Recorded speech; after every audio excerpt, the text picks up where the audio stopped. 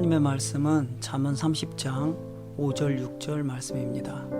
하나님의 말씀은 다 순전하며 하나님은 그를 의지하는 자의 방패시니라. 너는 그 말씀에 더하지 말라. 그가 너를 책망하시겠고 너는 거짓말하는 자가 될까 두려우니라.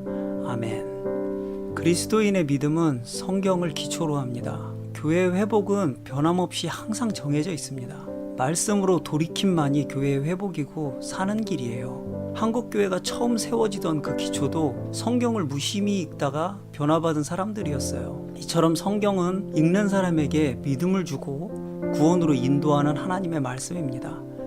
그런데 성경을 열심히 읽으면서도 망하는 길로 가는 사람들이 있어요. 심지어는 하나님을 대적하는 길로 가기도 합니다. 왜 다 같은 성경을 읽는데 어떤 사람은 말씀을 읽으면서도 하나님을 대적하고 멸망을 향해서 달려갈까요? 그것은 성경을 남의 이야기로 읽기 때문입니다. 성경은 시야를 좁혀서 생각할 때 하나님과 나의 이야기로 읽어야 돼요. 성경에 나타난 모든 인물은 내 안에 잠재되어 있는 내 자신입니다. 내가 같은 상황에서 어떤 선택을 하느냐에 따라서 나타나는 하나님의 반응과 그 결과를 보여주는 겁니다. 아브라함과 롯, 또 다윗과 사울, 또 가룟 유다와 베드로, 이런 모든 인물은 내가 어떤 선택을 하느냐에 따라서 하나님 앞에 나타나는 나의 모습이에요. 그런데 이런 성경을 읽으면서 그 말씀을 나와 하나님의 이야기로 보지 않고 다른 사람을 판단하는 일에 사용하면 성경을 잘못 읽는 것입니다. 두 번째, 내가 듣고 싶은 것만 듣는 경우예요.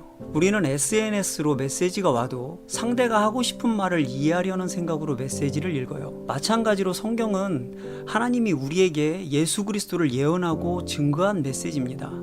그러면 성경을 읽을 때는 그가 하시고자 하는 말씀이 무엇인지에 집중을 해야 합니다.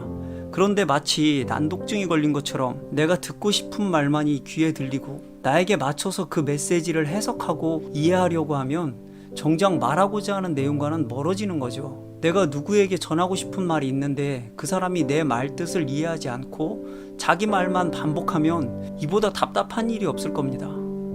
세 번째는 하나님의 말씀을 자기 주장이나 뜻을 내세우기 위해 사용하는 경우입니다. 이 경우는 아주 악한 행동이에요. 앞서 말했듯이 성경을 읽을 때는 먼저 무슨 말을 하고자 하시는가를 집중하고 이해해야 됩니다. 그런데 어떤 이들은 자기의 생각과 주장을 합리화하기 위해서 성경 말씀을 끼워 맞추는 행동을 해요. 하나님의 말씀을 자기 이익을 위해서 사용하고 그 말씀으로 자신을 정당화하는 사람이 있습니다. 이는 심각하게 경계해야 될 일입니다. 성경에도 말씀으로 자신을 정당화하고 합리화하는 존재가 나와요. 바로 광야에서 예수를 시험하던 마귀입니다.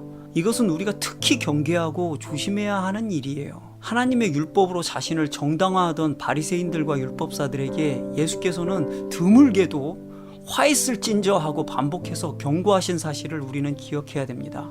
오늘 본문에 하나님의 말씀은 다 순전하여 그를 의지하는 자의 방패가 되신다 라고 기록합니다. 우리가 하나님의 말씀을 거룩하고 순전하게 받아들이면 그 말씀은 우리의 방패가 될 것이고 등불이 되어 주실 겁니다.